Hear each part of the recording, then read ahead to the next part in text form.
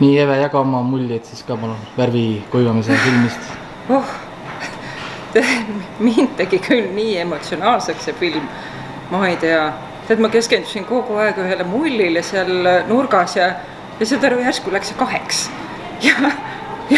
Ja siis ta läks üldse katki.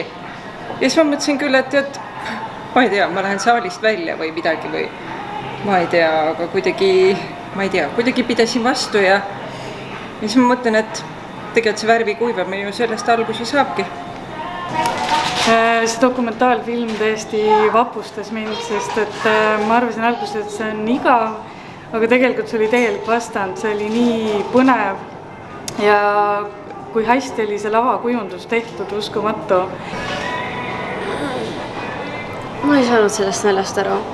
Kas peaks mingi kunstiprojekt olema või? See on 10 tundi lihtsalt seina, kus värv kuivab. Ainus põnev asi oli mingi tüüp saalis, kes umbes iga 15 minuti peale järjel karjus. Muidugi on see sein valge, alati valge. Üldse tegelikult ma alguses arvasin, et ma ei maini seda lavastust, aga ma ei saa jätta mainimata, sest et Charles Shackleton on täiesti nagu, tal on iga kaader on nagu nii hästi läbi mõeldud, et see on uskumatu, et tõesti sellega tuleb välja nagu selline sügavam mõte. Ja ma olen täiesti kindel, et sellest saab kinoklassika, et see on lihtsalt suurepärane.